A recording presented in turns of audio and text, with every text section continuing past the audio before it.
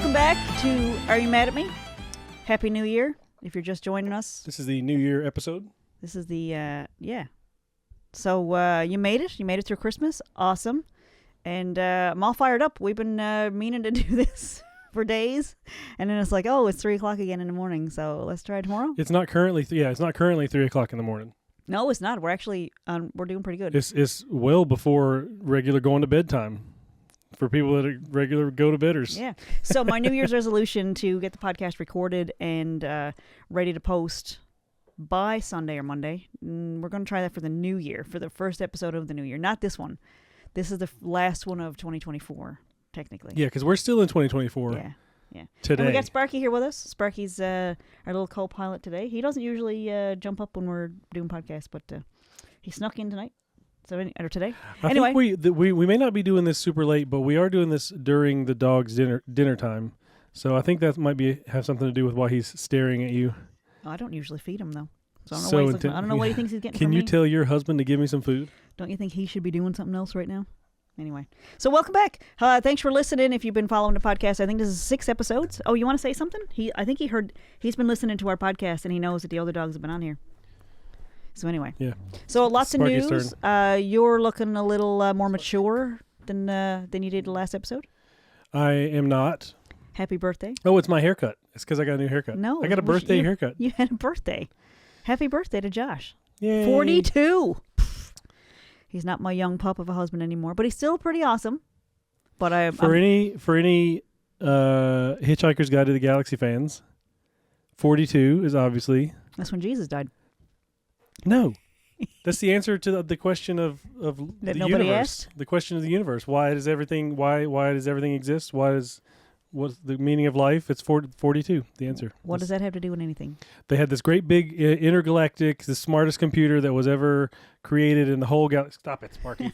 The whole galaxy, and they finally got the smartest computer that ever was created, and they decided to ask it, what is the meaning of life? What's the purpose of everything? And it worked and worked and thought and worked, and it finally came out with 42 was the answer. That's 42 seconds of my life I'll never get back. How was your Christmas? I had a fantastic Christmas.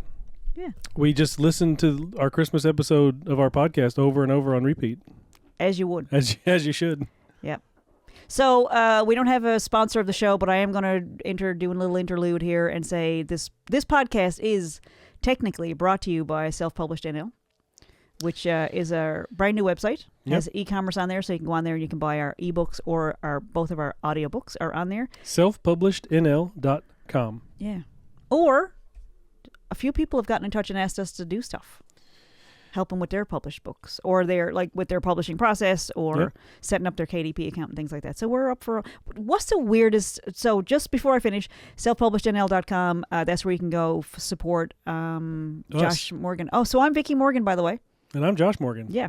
And Self-Published NL is the umbrella company, organization, whatever you want to call it, where we help other people publish their books, start their podcast, do a little documentary film. Josh does legacy videos. We got one of those there on the website as well. Yeah. A sample. So you can check all that stuff out. And so thanks for listening to Are You Mad at Me? Which is a subsidiary of Self-Published wouldn't NL. exist without the financial support of Self-Published NL. So yeah, they do good work, I hear. They do good work, yeah. They're good people. What was I going to ask you? I was thinking, what's the weirdest thing you've been asked to do? I know people, it's kind of funny because we put out we post on social media all the time, different goofy stuff that we're doing. And then I feel like we get a lot of weird requests. Yeah, there's not weird, just stuff that is kind of surprising that people don't know how to do. We get a lot of referrals, like from people that, we've done work for in the past or whatever. But we get referrals, and sometimes people will call and not really know what we can do. So which is good because we don't either. Somebody got in touch one time, and there's a lot of, if you're not from St. John's, there's a lot of TV shows and movies that get filmed here. It's like Little Baby Toronto. So embryonic. So there's Hollywood. There's right now there's a TV. It's not a kids show, but there's a TV show with a lot of middle school age children in it. And so one lady got in touch and said she was a referral from another guy that we did video work for, and she said she wanted to record a video audition for her son who wanted to be on this TV show, and which is so simple and straightforward if you know how to use the phone, upload it, cut it, trim it, that sort of thing. It's pretty straightforward stuff. But so when she got in touch, I told her, we have an hourly rate, whatever, blah, blah, blah. It's going to be this much money. And she was like, I think she wanted it done for $20. And it was like, well, I don't have that kind of money. And it's like, first of all, it's for your son's acting career, right? Like, come on. And then she was like, no, I can't. I got to do it this week anyway because we're going to Jamaica. So I was like, wait a second. So just to give you some context, generally speaking, unionized shoots, if you have a line in a show, you're probably making $1,500. Yeah, if you get the part, doesn't matter how well make you a lot of money. It's an extra shoot or SAG or whatever. Of course, in America, it's SAG extra, but up here, it's an extra shoot. Everything is unionized, and so if you have an actual speaking part on a TV show, you're looking at about $1,500 for the day. So it was minuscule what you wanted, and it was just I just found that one really fun. She was like, I can't do that anyway because I got to go to Jamaica this week, and it's like, wait, that sounds cheap. Okay, anyway, that wasn't really a weird thing. That was just a funny odd request. I feel like there was one where the person didn't know how to transfer a file, and you were going to meet in a parking lot to take it off their phone. Yeah, it was like, where you want me to bring my computer to the Your house? Walmart parking lot, and I like it. Well, yeah, that's really common. Like, it's funny how many people aren't tech. Like, I get not being tech savvy, like not using technology all the time, but when it's like I can't upload to Google Drive, like, okay, where have you been for the past 20 years? Well, I feel like it comes up a lot, I feel like we do that all day long. We're sending files and uploading and transferring and all that stuff. And so it kind of blows my mind that everybody's doing this, right? So I'm wondering if maybe that's something to do in the new year, to post some tutorials for folks who are listening who are interested, because I know if you want to start a podcast or if you want to write your own book, there's a whole bunch of files that need to be transferred, and you need to send it to people to do some editing, or you need to send your audio file to get it mixed and mastered and or normalized, or to get your peaks, whatever. There's a whole language to it. And it really comes down to, just send it to me and I can do it for you. But if you don't know how to attach a file. Yeah, how are you going to send it to me? And then, of course, one of the limitations for email, a file has to be a certain size. It has to be below a certain size. So normally if it's a small file, you can just fire it off and it's not that hard. But when you get into bigger files, then it gets a little bit tricky and you start needing to use these other third-party things like Dropbox or WeTransfer and things like that. So I'm kind of thinking that I might, in the new year, maybe post some stuff, because there's a lot of people who are held back from their creative ideas because of these simple, tiny little things that they just haven't been exposed to it. I feel like we had to, trial by fire. We learned how to do all that stuff over these past number of years, but a lot of people. Well, even since we started university 15 years ago, it was like. You gotta be doing some stuff online, so you're uploading stuff and you're emailing stuff, and it's like this. I was in university way before that. Well, when we went back to university, yeah, I will. So I'm going to tell you about my weirdest gig, because that's not. So I don't want people to feel like they're going to make fun of us if I call and ask them to do something. It's not quite that. It's more of like the weird requests that are like, "Do you want this done for free?" or like, "What is the?" Yeah. We got a few of those stories, and I think it's very appropriate to share them on Are You Mad at Me? Because that's kind of the whole point. The people that we have said no to, I think, might actually be mad at us after, because they, got a little bent out of joint. But back in the beginning, when I was going to University of Southern Maine, someone approached me. I was doing a TV show at the time for a local access station, because I had learned how to produce and direct and host and all those things. And so I was doing a zero budget show for community TV. And I really do miss the United States in that regard, because they have community TV stations and you can borrow gear. We weren't really even thinking about a budget at that. It was just like, you can go get these studio cameras and just take them for the weekend and shoot something. And we were having so much fun shooting stuff and editing. And So this guy came to us and said, I saw one of your episodes of your show, and I'm a big fan of the band that guy's in.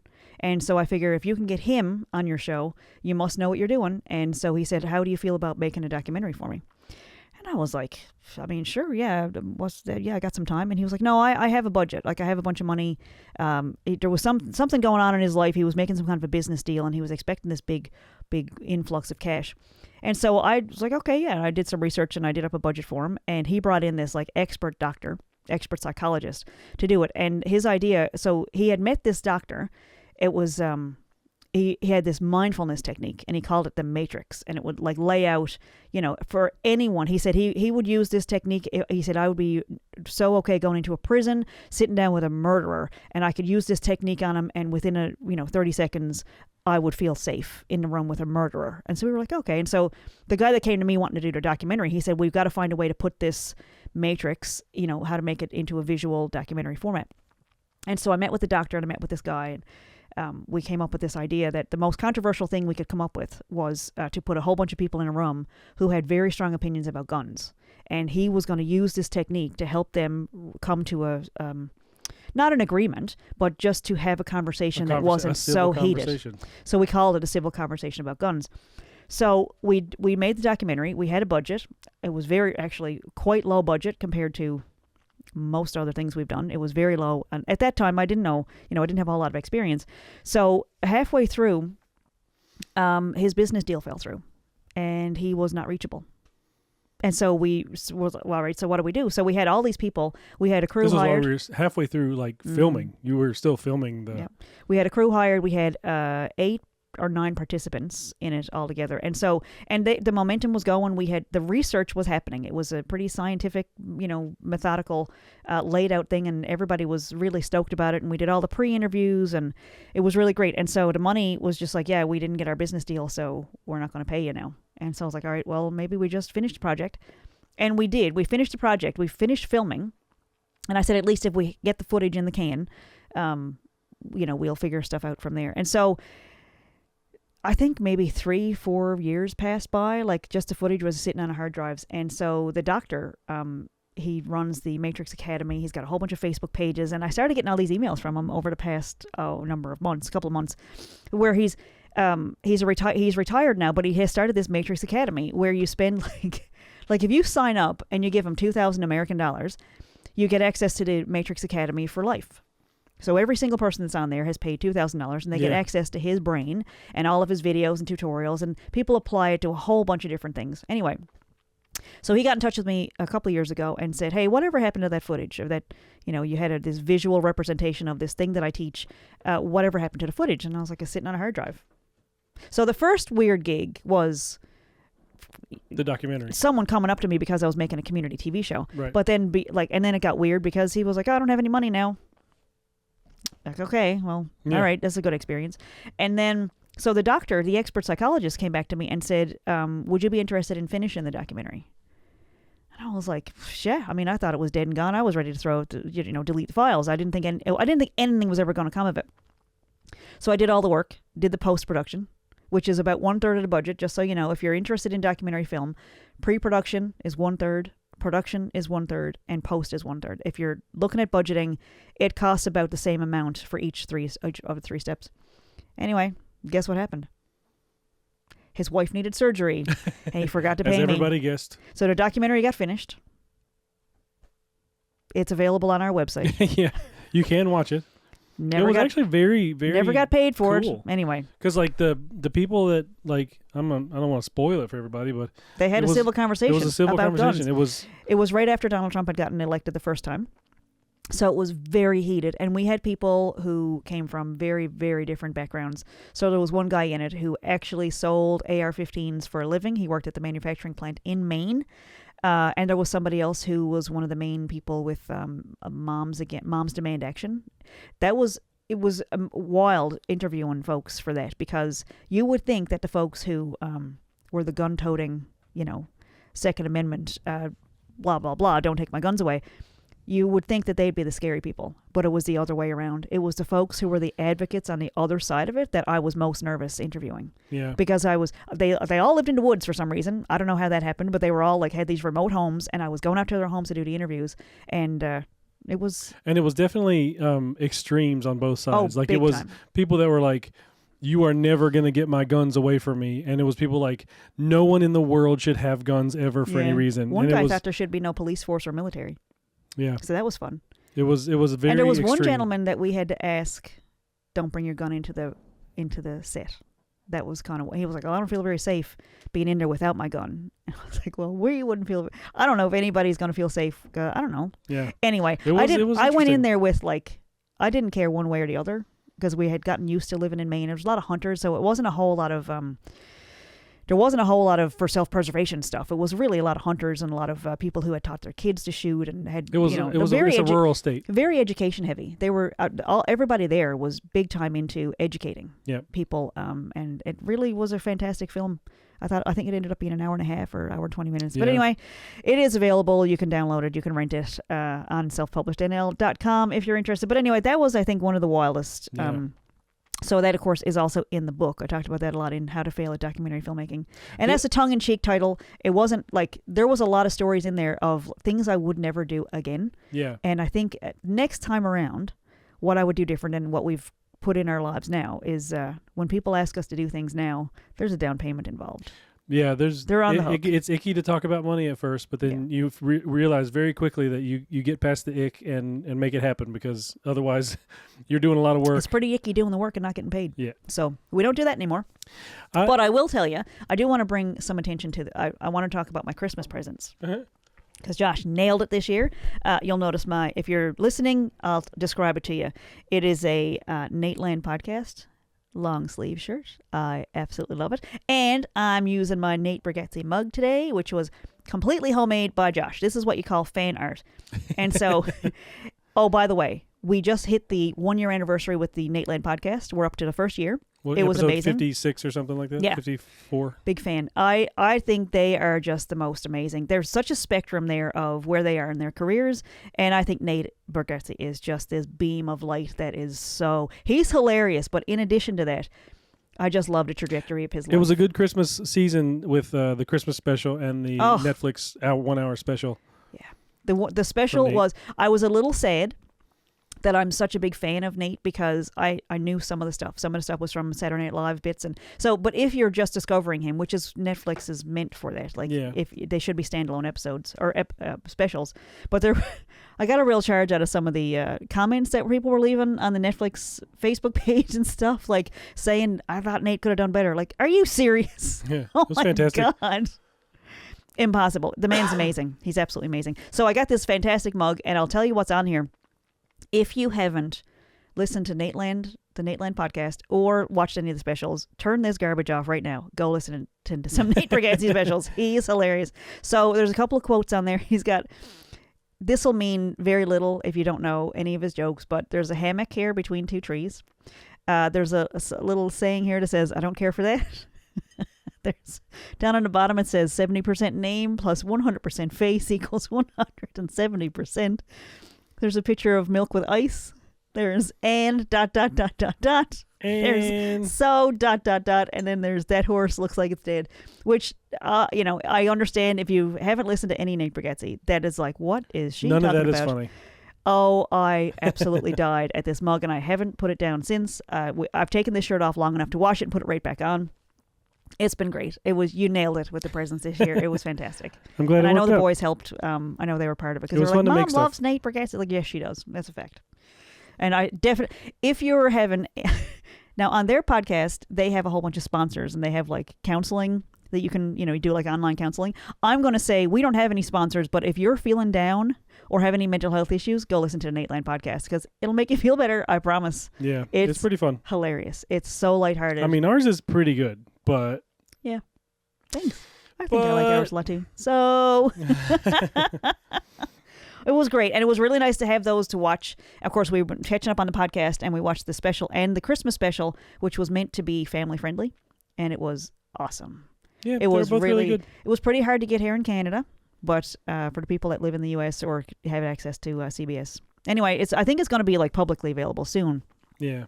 On different platforms. But we did manage to see it, and it was fantastic. And man, I'm putting that on my wish list for the new year. That's on my, or the years to come. I want to see a live show. I really do. I want to see Nate. I want to see even if we have a to go live all show. the way to Nashville to Zanies. That's the plan. I want to go to Tennessee anyway. Mm-hmm. That's the plan. Yeah. How's it going? So this will be our New Year's Day episode. We the last one came out on Christmas Day, and I'm sure everybody took time out of their Christmas to listen to our podcast, and then this one will be coming out on New Year's Day. Mm-hmm. So this one's New Year's Day is a little bit less hectic than Christmas Day. I hope so. I mean, you might be a little tired from staying up late the night before, but I feel like there's a lot of pressure coming up on that calendar going from December 31st to January 1st. Like, I always felt a whole lot of anxiety. Like, we found a way around fresh. that this year, though, because we just haven't bought any new calendars. It's just a void. Highly recommend. After December 31st, it's just blank. Do you have any New Year's resolutions? Probably. You want to tell us what they are so then we can ask you about them from going forward? I'm just stalling because I haven't really actually thought about that. Okay, so while you're thinking about it, I made a commitment on the last podcast that I was going to post 12 days of jokes, and instantly regretted it. But I had said it out loud, so it took a couple of days, and instead of doing one a day and then scrambling to try to find them every day, I scheduled posts. And here's something: one of my New Year's resolutions is to stop looking for work on Facebook. I figured out that I wouldn't call it a business model. I would say a career model. But what I figured out I'm doing wrong, and you can take this advice if you want, I feel like I've spent a lot of time when I do something new, I'll share it on Facebook. And it clicked a couple of days ago, like, what do I think is going to happen when I post on Facebook? Like, I think somewhere in my mind, I thought, now I've got like 13 or 1400 connections on Facebook. They're not friends, they're connections. People I've met along the way. If I do a TV set, sure, or you're very free with your ad friend. I really am. Like, if I connect with anybody at all, I'll send them a friend request before I get home. I'm sending a friend request because I don't know.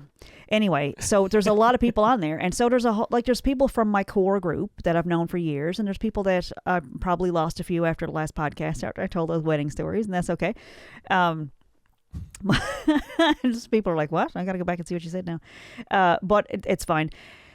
It's fine. But I figured out it's fine. What I figured out is I think there's some part of my brain that because I'm whatever generation I am, that this social media thing is like some kind of magical unicorn that grants wishes or something. So when I would do like, I don't know, when I'd put a new song out and I'd post it on Facebook, first of all, the cringe I would feel after I posted it, because like, oh, people must be so tired of hearing from me. But I think one of the problems is that when you're doing something creative, you put something on Facebook and it's kind of a vacuum, like a void that it goes into. And the chances of somebody on my friends list who I've already met saying, oh, I didn't know Vickie could do comedy, I'm going to put her in my next show, it's pretty slim. The chances, okay, and let's take it a step further. The chances of people on my friends list saying, oh, I didn't know Vickie did corporate HR management consulting. I didn't know she could go in and do a curriculum for a post-secondary. Yeah. I mean, I know a guy that's looking for somebody that does that. And I guess I just figured it was networking. And it is 100% not. Yeah. So like I know there's websites out there like LinkedIn and different things that are intended for just that for exact. Networking. But I can tell you in the new year, the habit I have of putting things on Facebook and hoping that it like creatively somebody will offer me a job from it, because I got spoiled. Back in the day when I was doing that community TV show, of course I was friends with that guy on Facebook, and that's why he walked up my driveway and handed me money to make a show, because he had seen my thing on Facebook. And so I figured, I guess that's how people get jobs. So when I did the 12 days of jokes, I took a different approach. I put it on Facebook, but I also put it on Instagram and TikTok. Yeah. And on my business page, and on Self-Published NL. I put it everywhere because it's content, it's consistent posting, and it is getting things out there when I'm not out doing shows, I'm not out on the road, I'm not touring and things like that. It is a way to bring yourself to a new audience. But posting it on Facebook for people you've already met might not be the best business plan. I'm just figuring that out, which I might be late to the game. People are on Facebook for a different reason, not for... I think it's to what get away. What are they on there for, do you think? I mean, I really think at this point, it's just to keep in touch with people from either long ago or far away, right? Like family members you haven't seen in a long time, or people you moved away from. But like you're kind of getting away from work. when you get on Facebook. When you get on LinkedIn, it's like, all right, this is work time, right? It's like I'm going to make some connections. I'm going to talk about work. I'm going to talk about what I want to be doing or who I want to be connected with, and it's like work time. But like Facebook is like, I mean, I know for me, it's all music stuff and jokes, and none of it's professional or anything I'd consider serious. Or I'm not doing anything professional.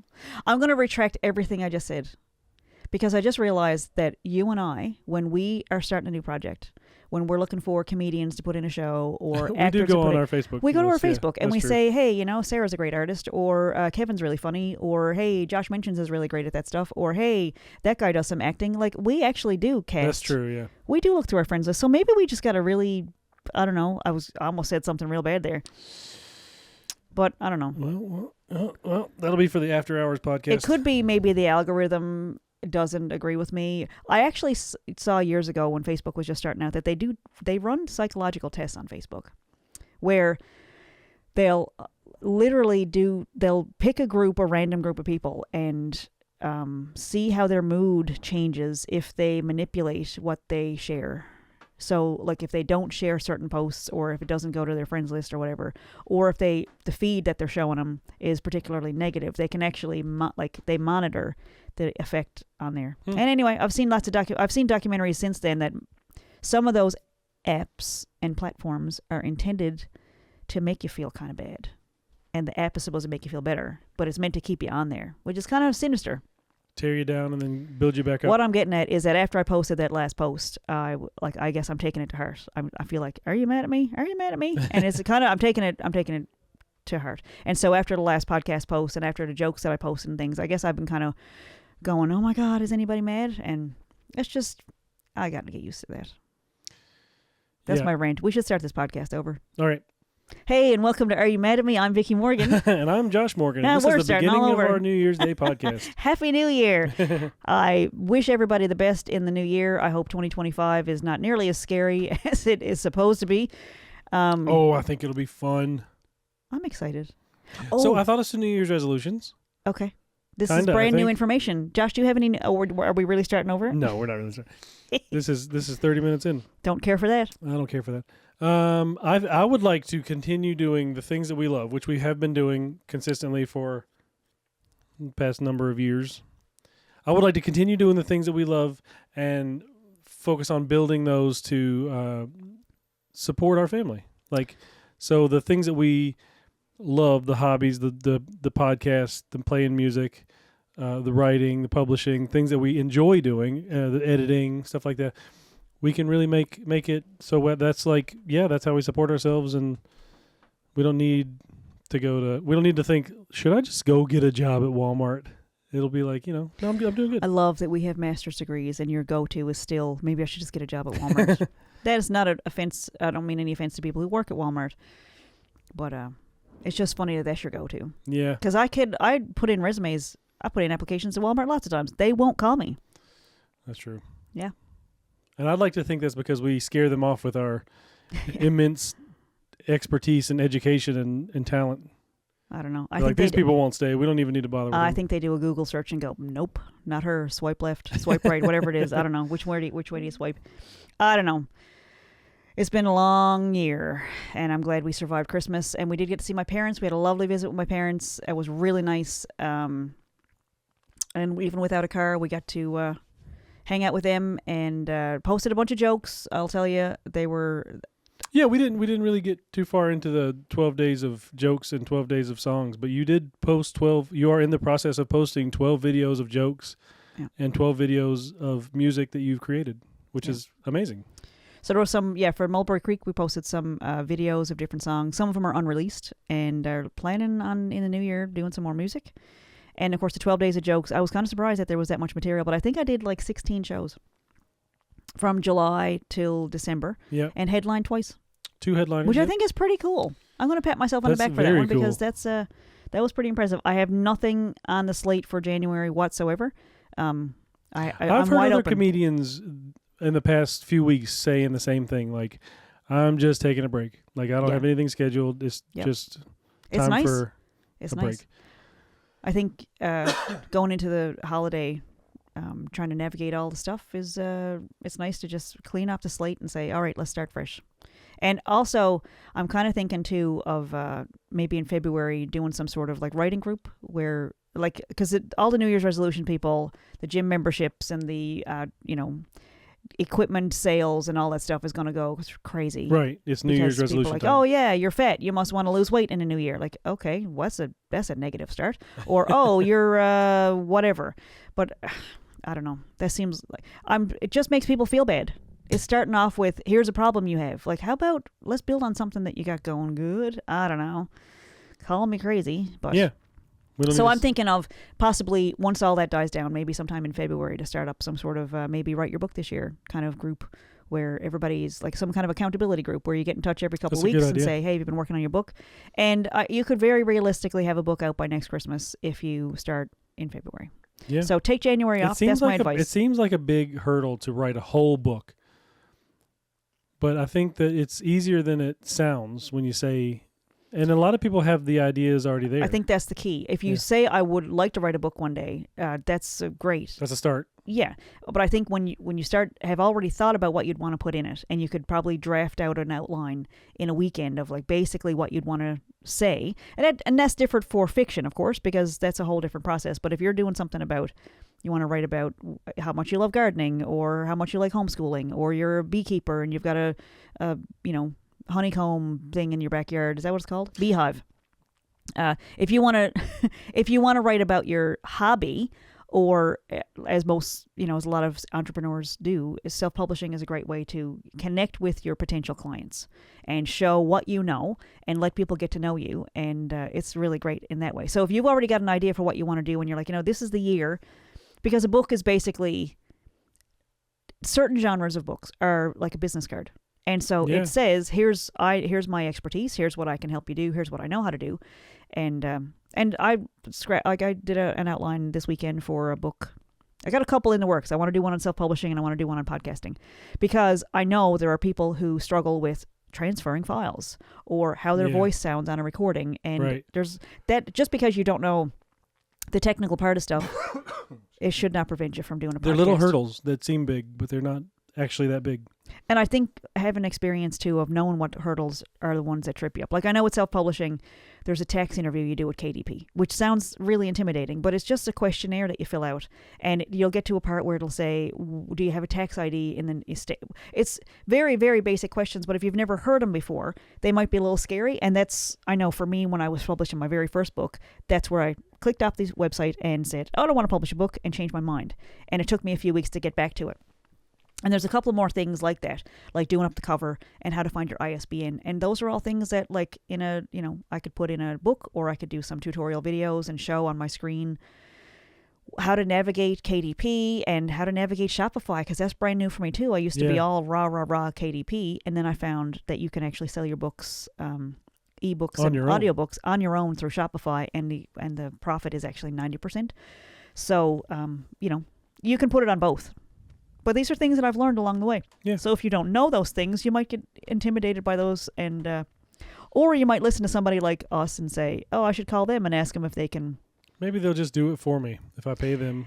And the answer is yes. We can do that stuff, but my preference is always to empower people and show them how to do it. And, and then at least you have the language then.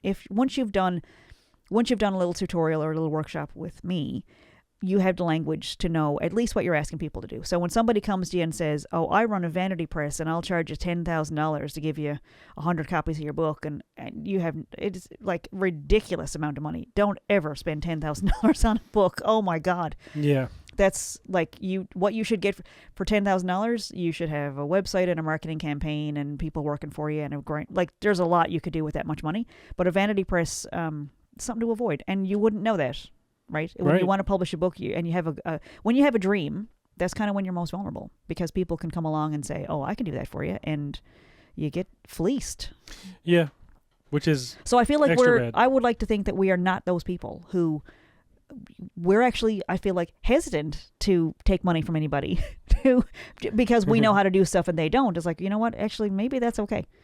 because we have reasonable. I think our rates are very, very reasonable. And looking at, I did a little bit of research on what people are charging, and I do have friends who have gone through vanity presses, and it's very scary. And I'm on a lot of those groups on Facebook too that are like self-publishing support and self-published whatever.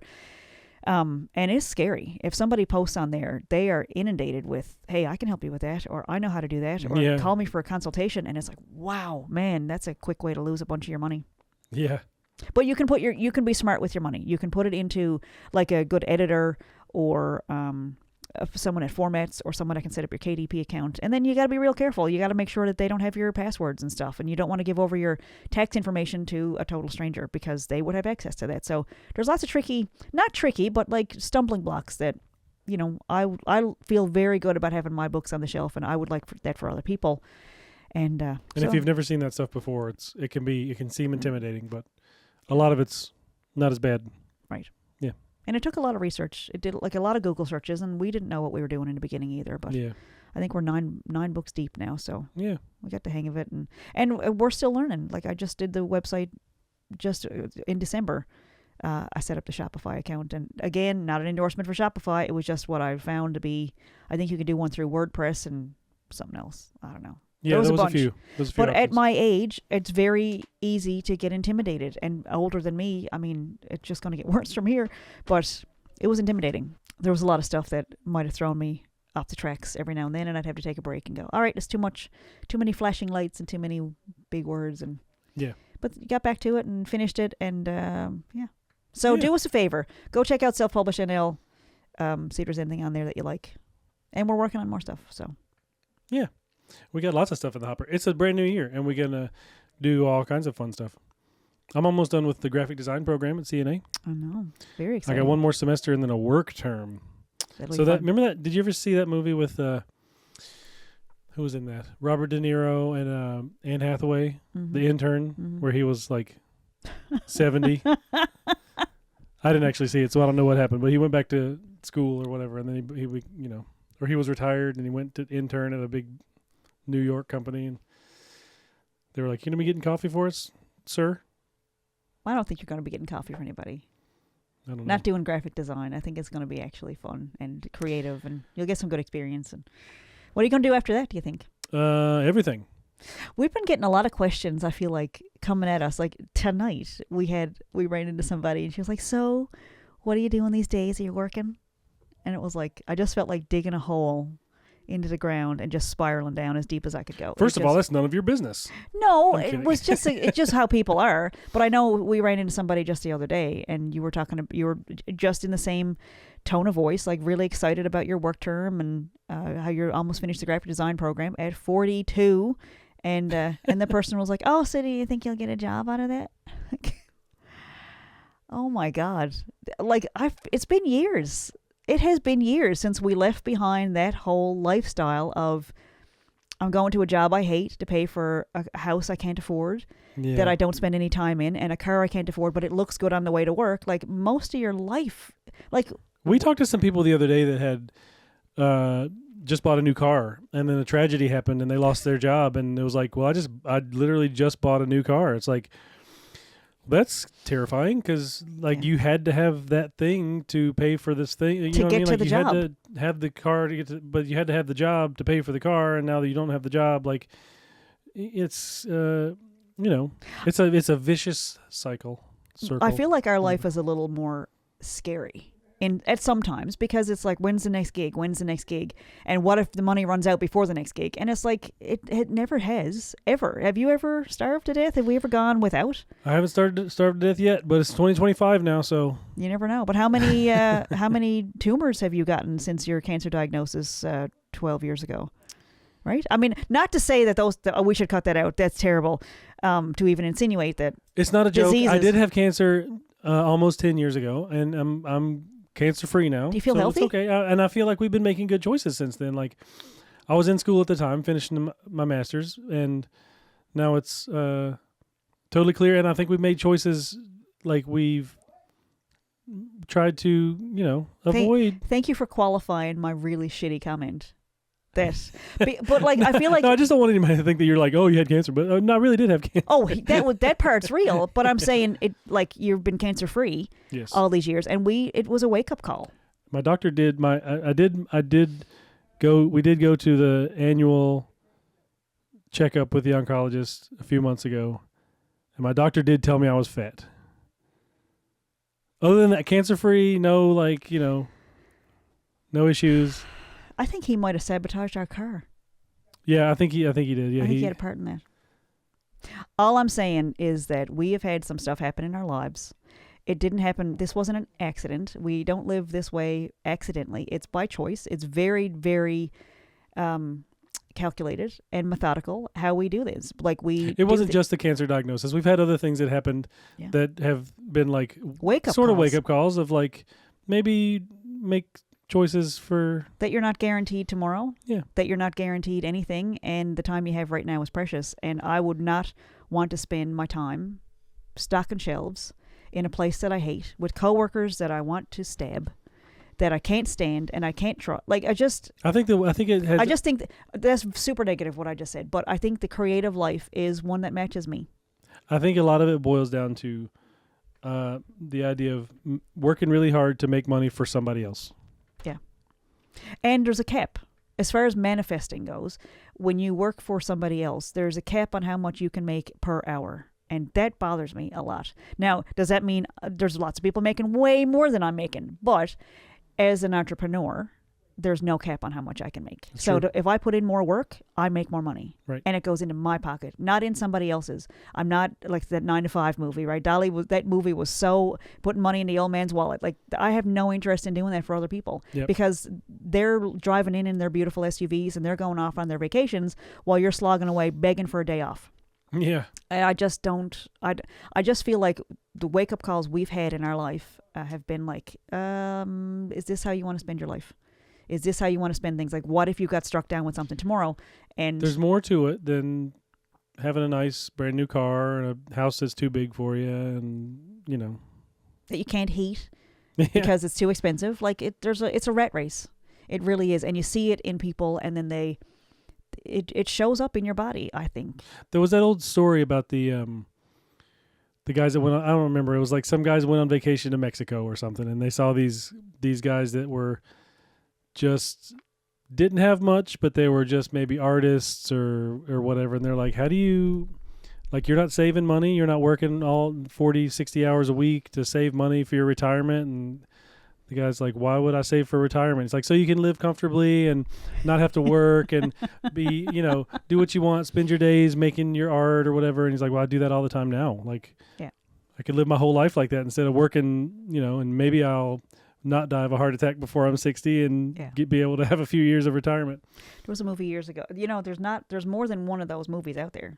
There was one years ago Patrick Swayze was in called City of Joy, and that's what he talked about. Yeah. They shot it in some third world country, and he said just how magical it was to be around all these people who were just happy. And they didn't have a lot. But I feel like that's something that there's been so many studies on that people who like living in the United States or in Canada, their level of happiness it doesn't match up with the level of affluence and wealth that exists here. It doesn't match up. The happiness levels are not on the same. I think people change the definition of happiness to suit their environment sometimes. Like, I'm very happy. Look at my car.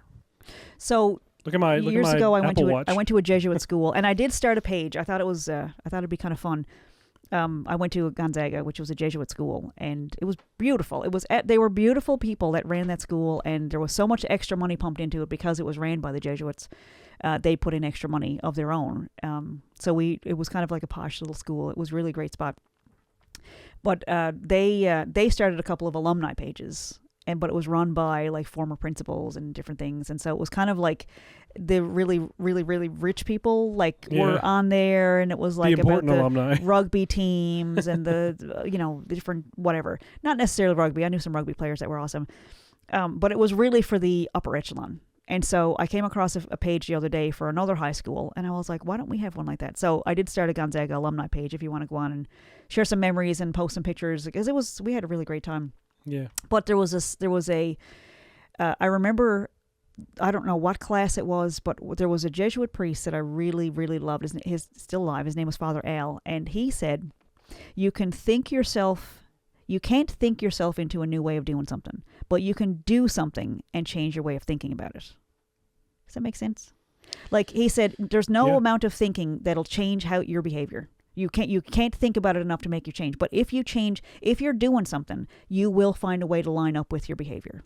Whatever it is. He said, if you become a criminal, if you become whatever, he said, you will find a way for your thoughts to align eventually with how you're acting.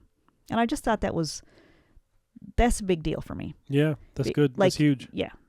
That one kind of stuck with me because like I'm still really weirded out by the fact that we homeschool. I still feel like we're messing up our kids, not sending them to public school. But then we run into people who were like, oh, yeah, my kid's getting the crap beat out of them. Yeah. Or I got to put my daughter on meds because she's so depressed and anxious going to school. And she's Did you hear about that big fight at the school last week or whatever? It's like, yeah, great, cool. Our kids are begging us to homeschool because they're getting pains in their stomach every morning. They don't want to go to school and they're cutting themselves and like, oh, my God. But it's like, yeah, well, I can't homeschool because I got work.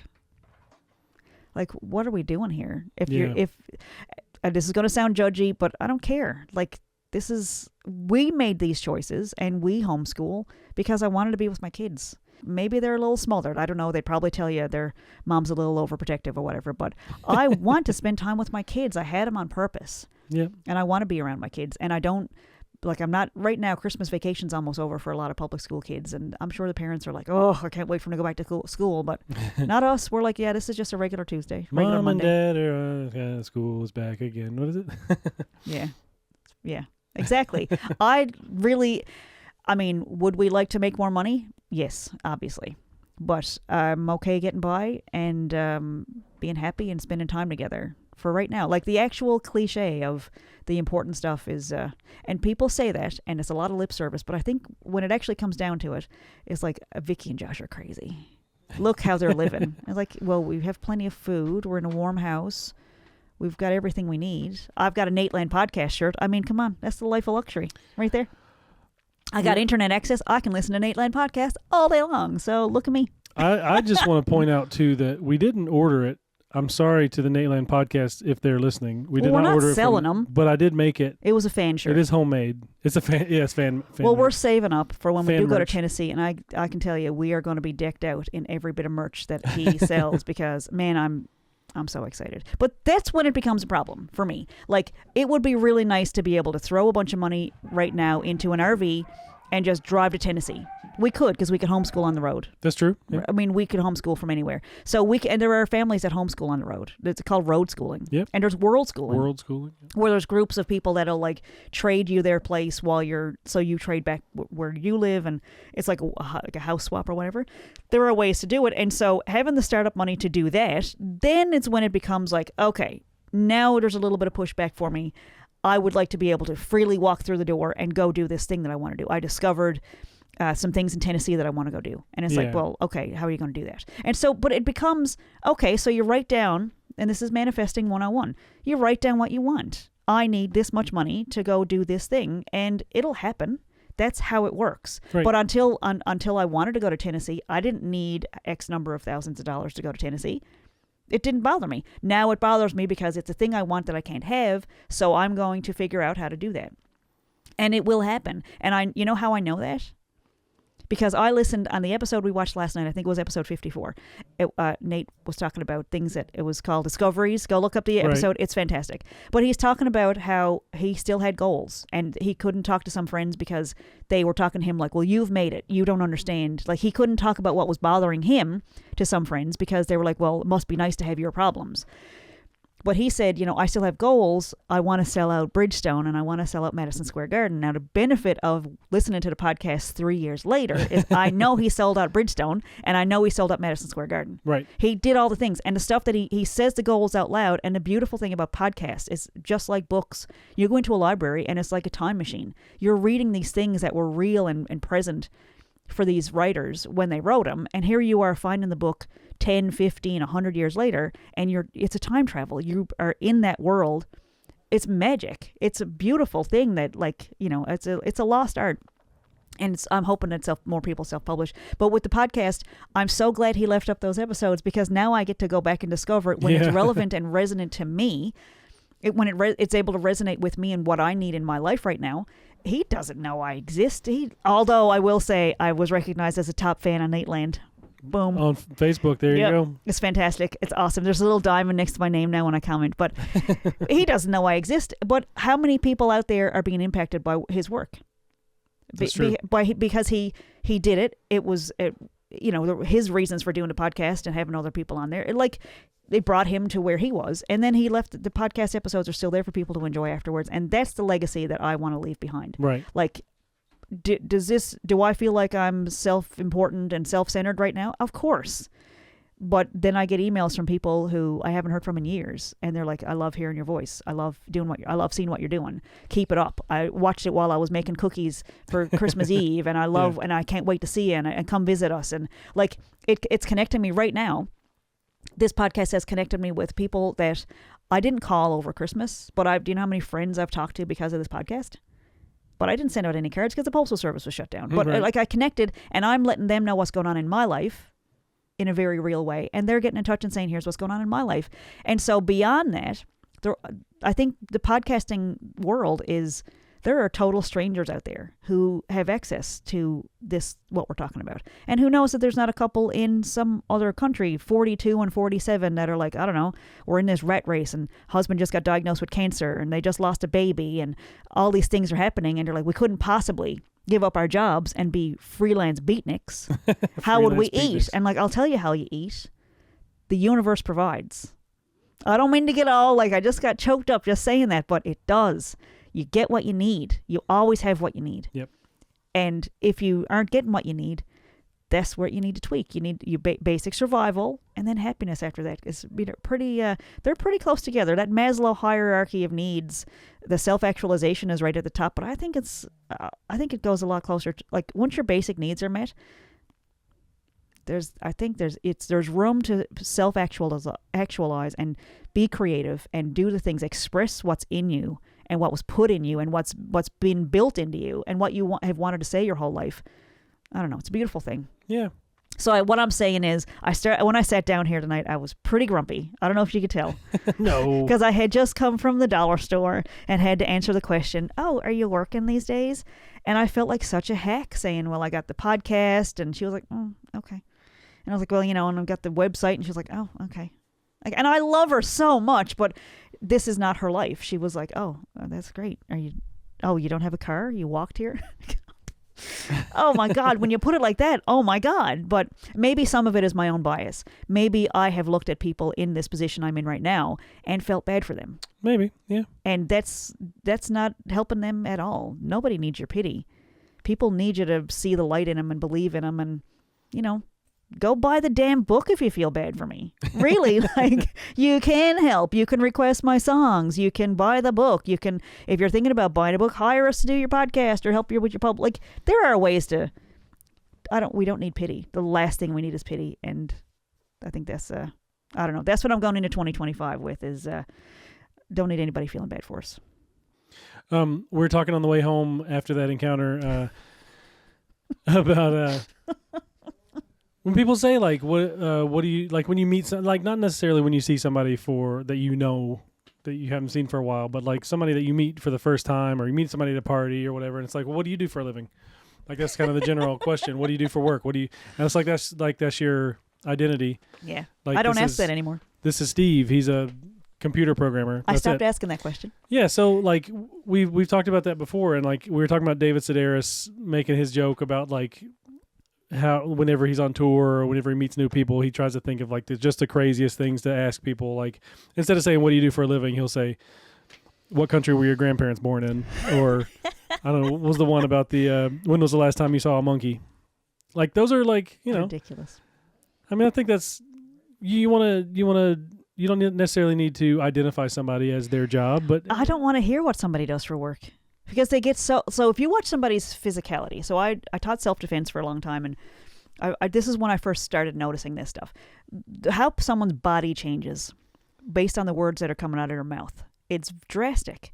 So when I ask somebody about what do you do for a living, their shoulders slump. Most of the time, unless they just got a brand new job and they're just getting a brand new paycheck, most of the time, that is not the thing that perks them up. They don't glow. But so what I've tried asking, and I catch myself now when I say, so what do you do? I'd stop myself and go, what brings you joy? And they go, what?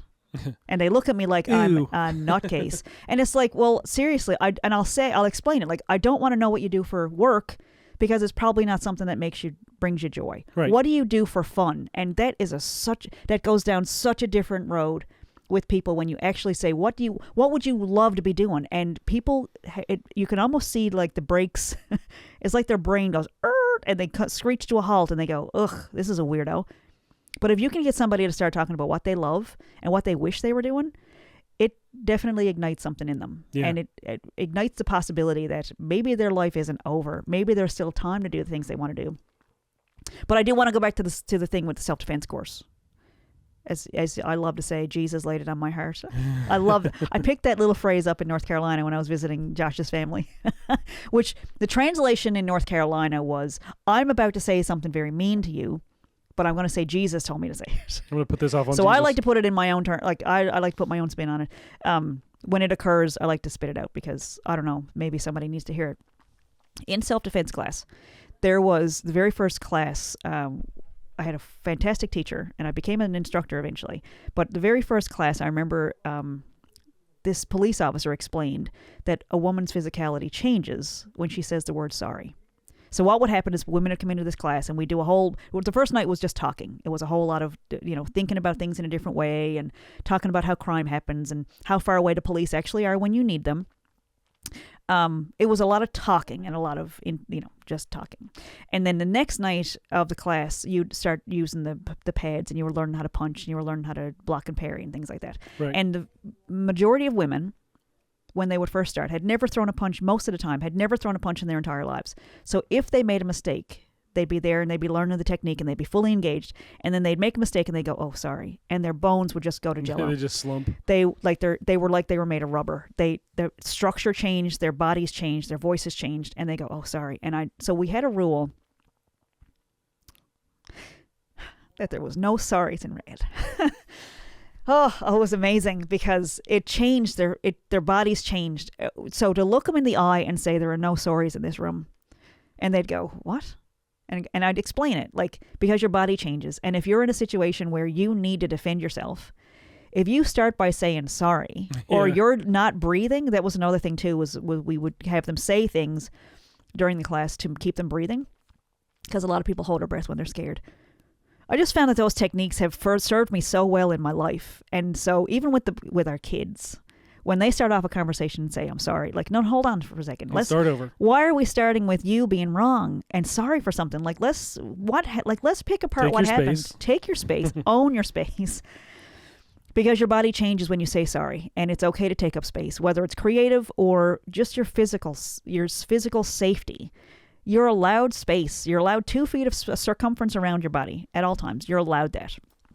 And sometimes people have never heard that, and it just made such a difference in my life to hear that. And I'm so grateful to the people that taught rape aggression defense with me, and I'm grateful for the training that I got myself, and it has served me in everything that I teach. And so I went off and did this training long before I did my master's in adult education. I basically went and learned how we teach after I had become a certified instructor, but like the structure of it was absolutely sound and fantastic, and I apply it to everything I do.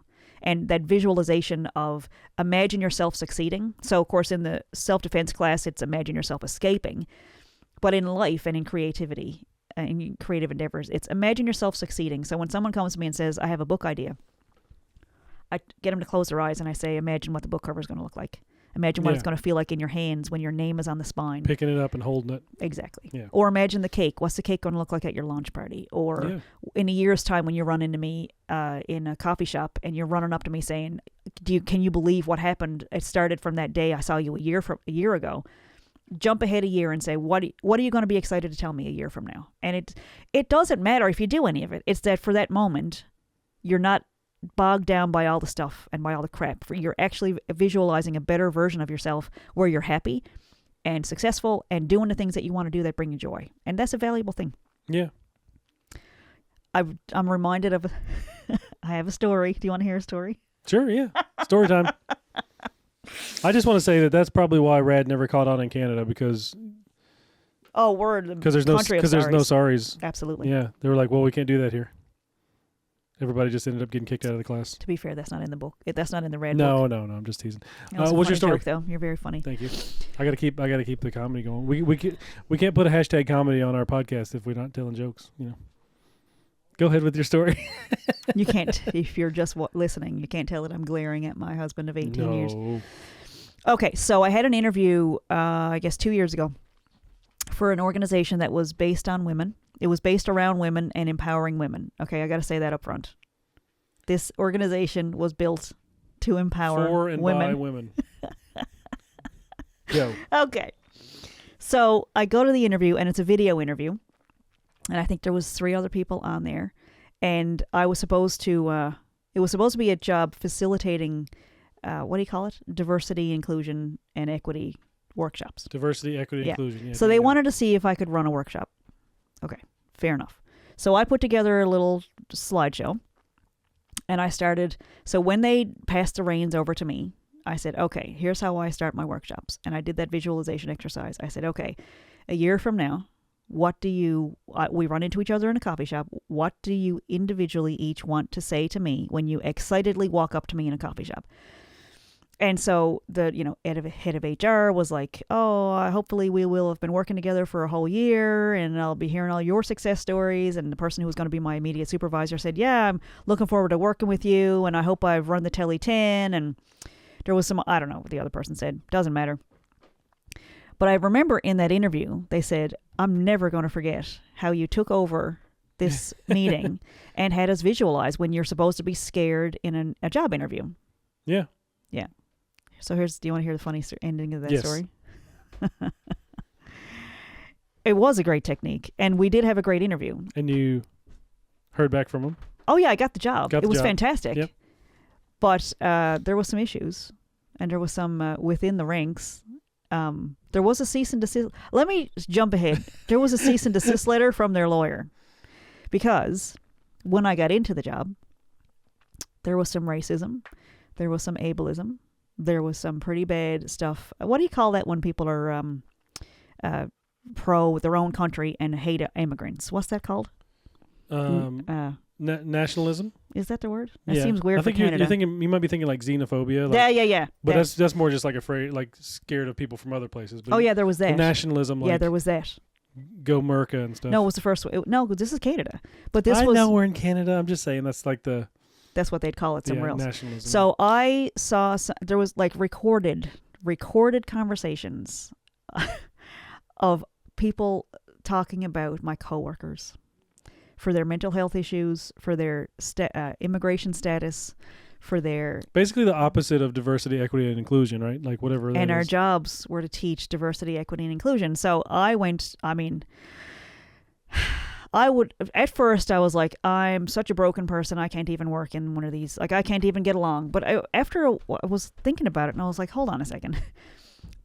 We're supposed to go out in the community and tell other people how to be inclusive and diverse and be equitable. Yeah, you were, sorry, I don't think you said that before. Your position was... That was the job. Diversity, equity, inclusion, like... Facilitator, instructor, yeah. Teaching people how to do it. Yeah, so I went to HR. I was like anyway... This story's already boring me, but I did go. So the IT person, there was all women working there. They were all women, yep. Or women female identifying.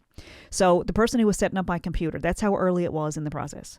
The person who was setting up my email and all that stuff, she was like, "How's everything going?" I said, "I don't know. It's a little weird. Like I've been hearing some stuff from this person in the organization who's in a position of power, and she's been talking about other people here who telling me they're very, very, very private information and saying some really racist, like telling racist jokes and stuff and in front of, it was just awful. I've never seen that.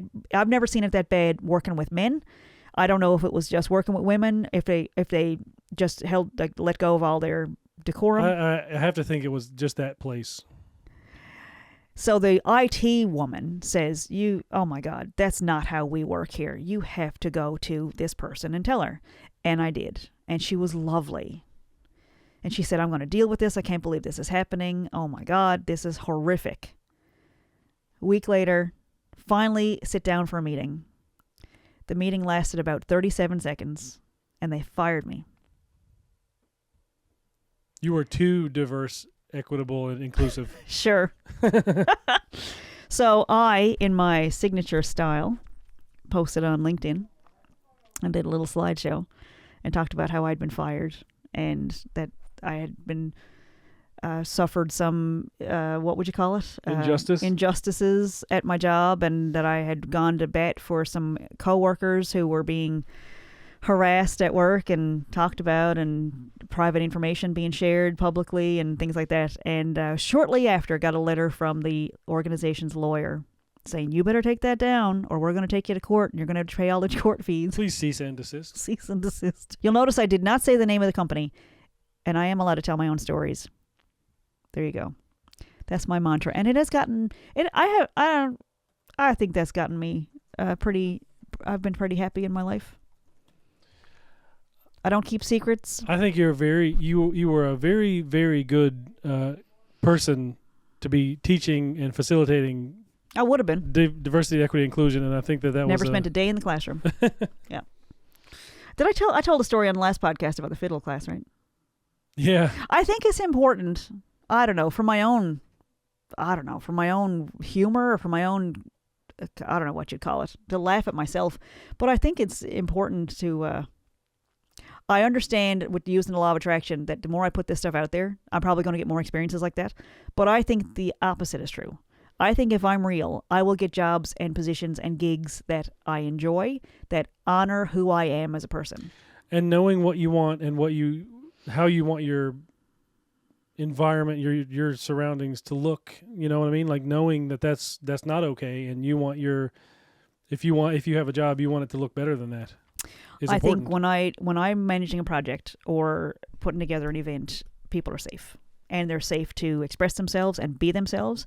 And there is absolutely no tolerance of racism or a whiff of racism or ableism or any of the isms. And it might be because we have experience. We're raising human beings that we love, and they're wonderful people. And that's how we want them to be. Well, that's how we want them to experience life. I don't want them anywhere near that kind of stuff. Right. And so I guess we've had a lot of experience creating that environment, and it extends into anything we do with any of our projects. Our sets, our film sets are safe. We're safe. And I hope that rings true for people, and I hope they would let me know if there was ever an incident where they didn't feel safe around me, because that would horrify me. Right. Anyway. Yeah. That's my rant. That was my. So you mentioned the other day about doing, and I think you might have mentioned at the beginning of this podcast about doing podcasting. Maybe not necessarily tutorials, but like a month of podcasting tips, tricks, ideas, That's the plan. What was the word that I was thinking of? Anyway. Walk along. So you can actually buy patterns for sewing, and there's a sew along video that you can do with it. And so I'm thinking of, I've got it started. That's the word I was thinking of. Prompts. Yep. So I've taught different workshops in self-publishing and in documentary film and in podcasting in the past. And in person, like Newfoundland, I had a new phrase came to me today, and it was 1 in 500,000.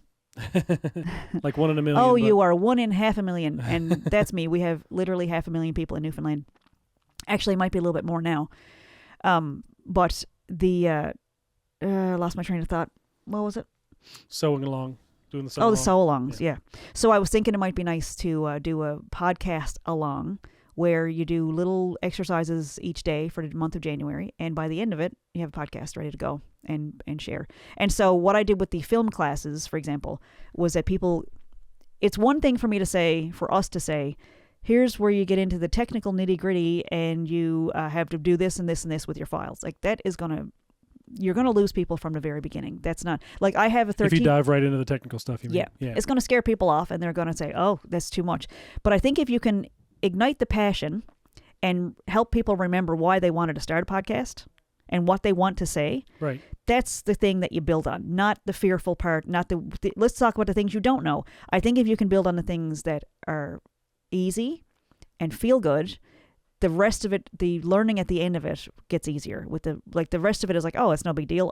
You can either hire somebody else to do the technical part. At least you'll have the language to ask somebody to do it and not get fleeced. That's the second time I've used that in the podcast. I like it. Three more times, and it's my word. Keep it going. But I have a 14-year-old. He's almost 14. Happy birthday to Henry. He's going to be 14 on New Year's Day. But I'm encouraging him to do a podcast, and he doesn't know how to do a podcast. So I'm trying to figure out how to navigate, like, how do you talk to a 14-year-old about file sharing? And most of this stuff he knows pretty easily. But maybe there's a few things he doesn't know. So maybe he can skip the chapters that are boring for him. But I think there are people who are my age and older who also have podcast ideas, and there's little things that might hang somebody up, like how to share a file, or they don't like the sound of their own voice.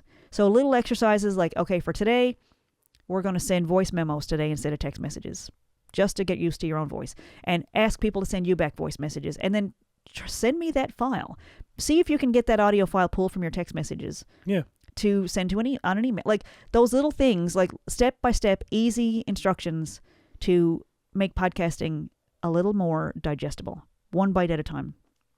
And I think I might do the same thing in February or March with self-publishing as well, because it's just, I love hearing, like, we had a friend come over just a couple of nights ago, and they just published their first book. It was amazing. It's very exciting. We have a friend, it was just, I don't want to share his story. Like, it's not my story to tell, but it's fantastic. Like, what they did and what they accomplished. They took 10 weeks. They worked on it together. It was a couple. And they used both of their strengths, and they published their first book. They brought it over and put it on my coffee table. Yeah. It was amazing. It was very impressive. What an accomplishment. Like, that was, and they felt so proud of themselves, and I was proud of them. It was really nice. And so I like being a part of that part of it. So I guess in anything, you have a choice. Like, do I want to focus on the person who asked me what I'm doing for work right now, if I'm making any money, or the people that came over and we celebrated because share their art. Yeah. Yeah.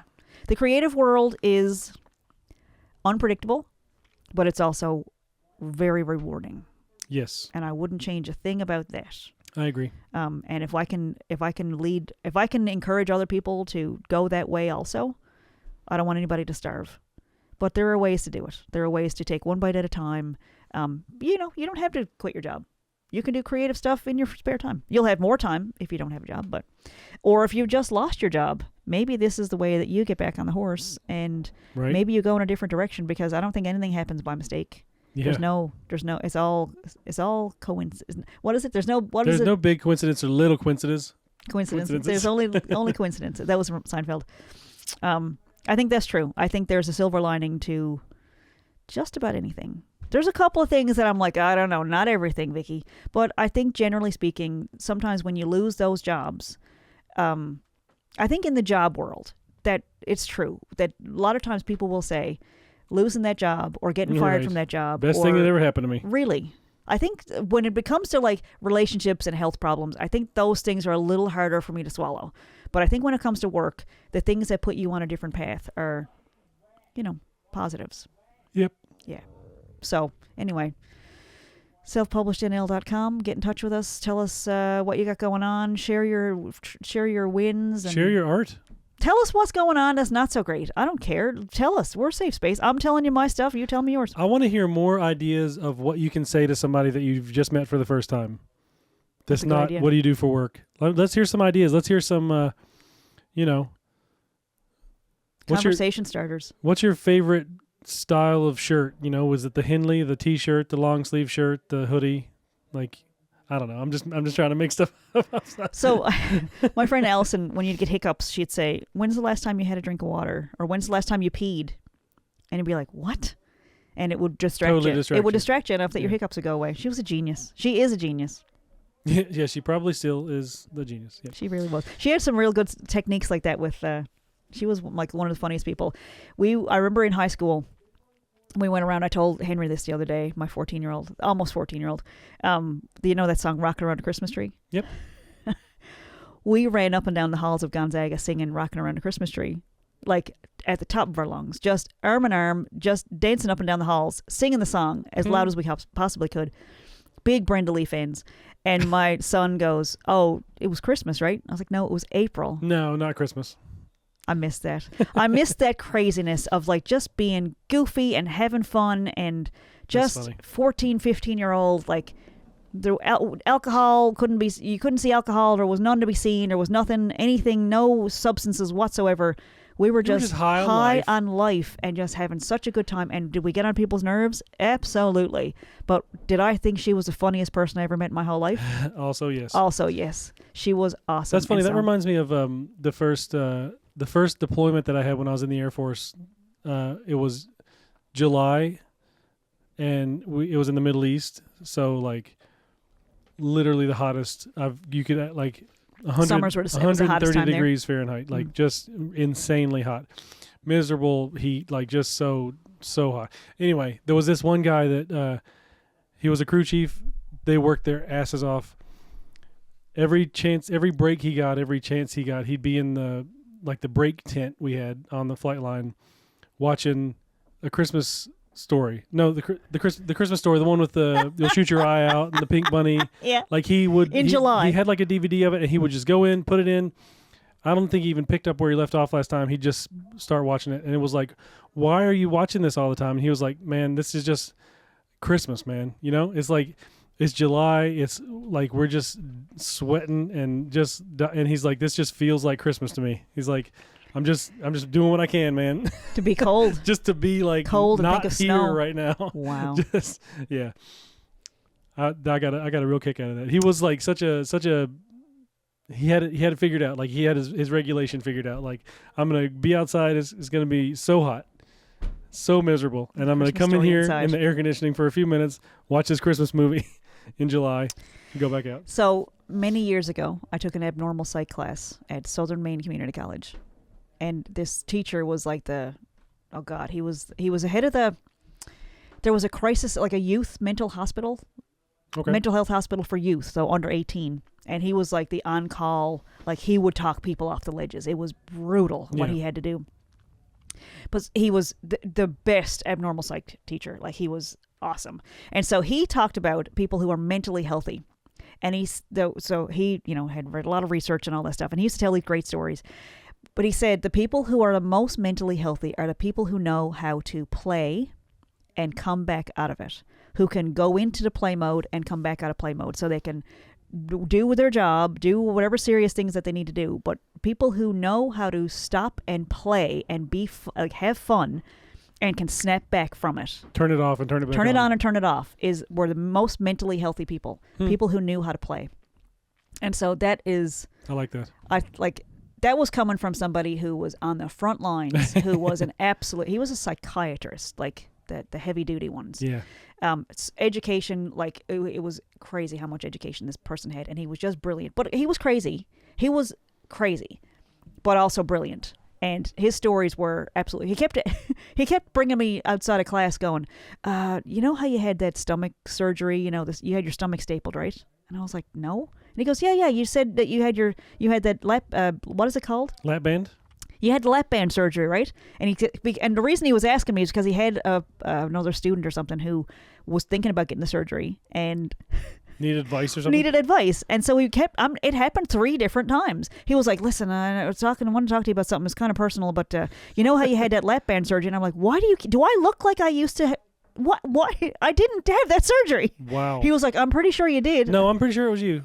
If you just think about it for a minute. And I would go home going, what is it? Why does he think that? I must have looked like someone. I did not have I really didn't. Anything wrong with it. I didn't have lap band surgery, but three different times he pulled me out of class. That's so funny. And said, can I put you in touch with this other student of mine who wants advice on lap band? I'm like, he would lead, like the question, it would come along really slowly.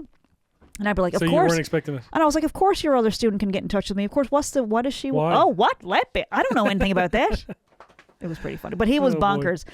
But also, even a stop clock is right twice a day. He was brilliant. And I love that idea of being able to play and come out of that serious stuff and be able to play for a little while. Mine is Dawson's Creek. I could watch Dawson's Creek all day long. Just dive right in. Well, I take that back. I haven't watched Dawson's Creek in quite a long time. It's only been a couple of years since we did a run through. We can do another start one. Over. 2025, Dawson's Creek. Well, when we get through Nateland first. That's true. Yeah. We still got, we got stuff 200. No, we got almost 200 more episodes to go. Because he keeps making them. Okay, He's still doing it every week. Yeah. That's awesome. I had a moment the other night where I was like, wait, does he continue? Does he keep doing the podcast, or did he like pass it off to other people because he's on tour? And I think he still does them. So I think he leaves for a little while and then comes back. Yeah, but I'm looking forward to the rest. It's really exciting to see somebody. He had already been in comedy for like 18 years when he started the podcast. That's my dog snorting, by the way, in case you're hearing that. That's Sparky. Say hey, Sparky. Say hey, buddy. You want to say hi? Say hi. Yeah. He does not want to. But it's really fun to see somebody manifest the life that they want, and not be an asshole along the way, because he's wonderful, and just thrilled to have found it. And it was just the right time in my life to have come across that, because it's very funny and very lighthearted. And I mean, he never uses the word manifesting, but I'm projecting that onto him. He did say something about the universe providing something for him the other day, and I was like, wait a second, what's that? Yeah. Well, he was talking about opportunities, about how when you go out and chase opportunities, you don't need to. That when you work on the thing that you're good at, or that you want to be good at, working on yourself attracts the right opportunities. Right. And we're all, everybody's out chasing stuff, but I think it's really nice to hear from somebody who's doing the thing, living. I wouldn't say he's doing the thing I want to do, because I don't know if I want to be a comedian living in Tennessee. Like, that's not the dream. Thing for sure, 100%. But he's living well. He's happy. He's happy, and he passes the happiness on to other people, and I like that. I think there's something to be said for that. So anyway. thanks for tuning in again. This is the New Year's Day episode, and then next week we're going to be right back on track with the regular weekly episodes. We never stopped. And check out the 12 Days of Jokes. Today is day 6, and there's still another. We're going to Old Christmas Day, and so 12 Days of Jokes. I shared some of my stand-up comedy, and on Mulberry Creek there's 12 Days of Songs. Yeah, so go and let us know what you're doing. Get in touch, man. Tell us what you're up to, and share your art. And what was Josh's prompt for this week? Tell us what you'd ask a person when you first meet them. Give us some questions. I'm Josh Morgan. I'm Vickie Morgan. It's been awesome. Thanks so much for being here. We'll see you next week.